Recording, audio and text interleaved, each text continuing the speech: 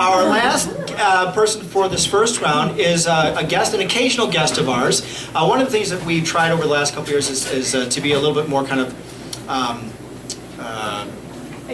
ecumenical. I was going to say evangelical, but ecumenical, which is to say, to reach out to our writing friends in the communities around us. J.D. Callison, Jerry, is one of those people who's responded many times and has come over and joined us for meetings, joined us for a couple of readings now, and has a piece he'd like to share tonight.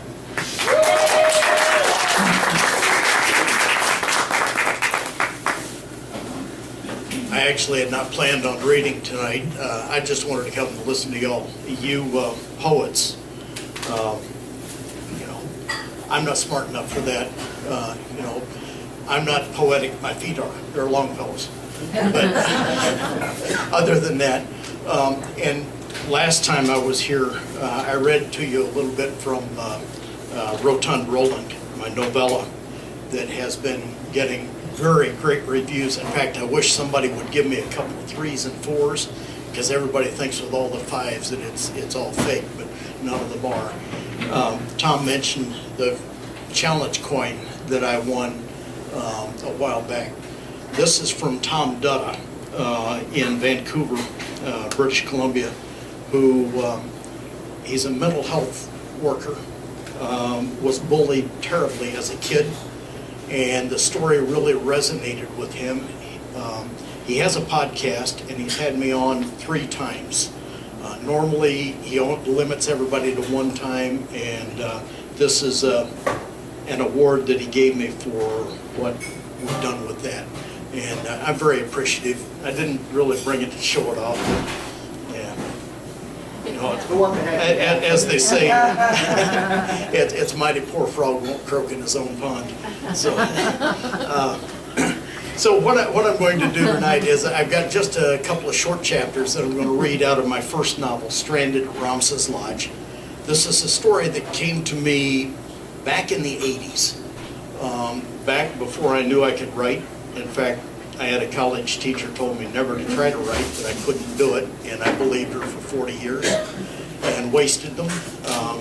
I still don't know that I can write, but I got this down. It's the story of 2 high school seniors that are kidnapped when they're returning from a senior class trip.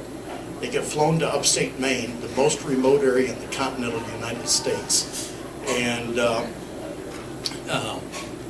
then this is the beginning of that story. I'm reading chapters 1 and 3. They're both short. Elizabeth Sitton wept silently with her eyes closed. She didn't know where they were going. She didn't care. She wanted to go home. Jed Romson knew where they were going. Knowing, though, made things no better.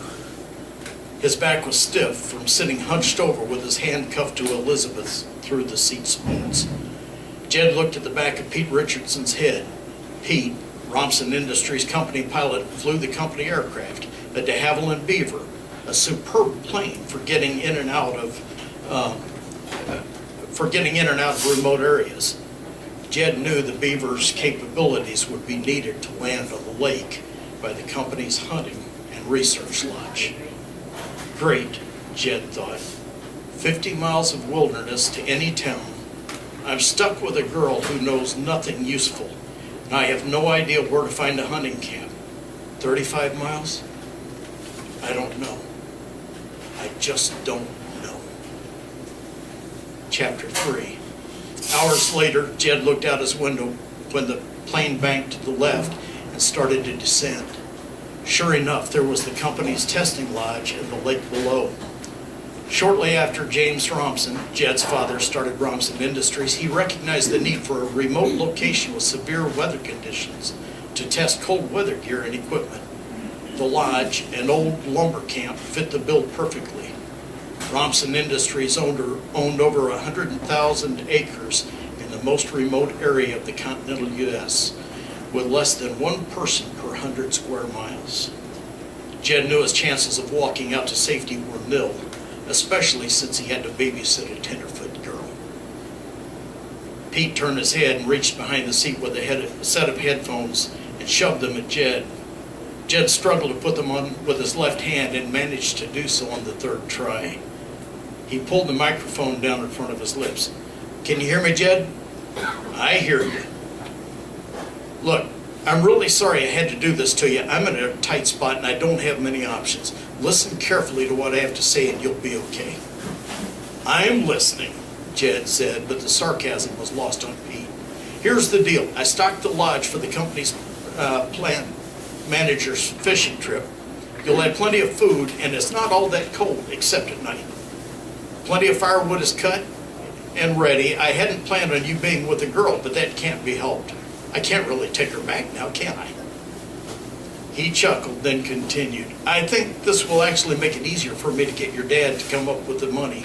In fact, I might just up the price. I wanted to leave you where I knew you'd be safe. The last thing I want is for you to be hurt. I'll be down to the Cayman Islands about this time tomorrow morning. I'll message him from there and give him the idea you're down there with me. Besides, without the plane, he won't be coming up here to look now, will he? I disabled the shortwave radio so you won't be able to call anyone. As soon as your dad wires the money to me in the Caymans, I'll tell him where to find you. I promise I will. You'll never get away with this, you know. Pete laughed mockingly and said, I'm smarter than that. I have it all planned out. The money will go into a numbered account in the Caymans. The Cayman banks make the Swiss look talkative. But I have it set for an automatic transfer to the Bahamas, and they don't have an extradition treaty with the U.S. I will never come back to the States, but I know a guy who can alter the registration on the plane, and I can make a good living in the islands. I'll be okay. By the way, don't bother trying to switch to transmit rather than intercom. I turned off the radio, so you won't be able to reach anyone. Pete laughed again, and a falsetto mocked, Please fasten your seatbelts and return your seats to the upright and locked position. Thank you for flying Romson Air. Jed felt the plane flare. The floats splashed in the lake and bounced before splashing once again as Pete chopped the throttle and turned the plane toward the dock. Elizabeth raised her head finally and looked fearfully out the window to see the lodge just beyond the dock. Pete carefully eased the plane alongside and jumped from the plane and secured it in place. Pete opened the passenger door and then handed Elizabeth the handcuff key. He pulled his pistol from his pocket and told her to unlock her handcuff. It had been an uncomfortable trip, sitting hunched over as they were. Pete forced Jed to unload the luggage and then handcuffed his hands behind him. You know where the rifles are up in the lodge. And I'm not about to let you try to stop me. Pete looked down at the dock and shuffled his feet before continuing. I told you I don't want you to hurt, and that's the truth. Your family has always been good to me, and I feel terrible about what I'm doing, but it's my life if I don't. You have to understand. He turned to Elizabeth. Missy, you walk off the dock and sit down. I'll leave the key inside your purse here on the dock. After I take off, you may come back down here and get the key and release Jed. I'm sorry you got involved in this, but I had no choice. It's just your bad luck, I guess. You'll be okay. Your parents will know where you two are just as soon as Jed's dad wires the money to me. I told Jed about the supplies in the cabin. You won't be hungry or cold. Goodbye. Pete waited for Elizabeth to walk the length of the dock and sit before he quickly loosed the moorings on the plane, jumped in, started the engine, and slowly eased onto the lake. He gave them a wave as he left, but neither Jed nor Elizabeth responded from where they were seated.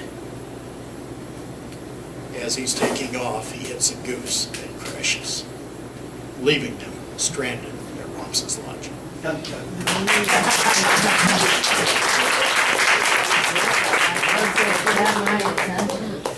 Thank you. JD, I hope that you got your tuition back from that idiot professor. I'm just going to say that right now. Yeah. Thank you very much for visiting us and for coming out tonight. I appreciate it. You're awesome. Awesome. And for getting the award. And for getting the, but he told me it was from the Queen of England. I misunderstood. The funny thing is, this was picked up by a publisher without even me pitching it. And she still isn't published. There you go. There you go. Good for you.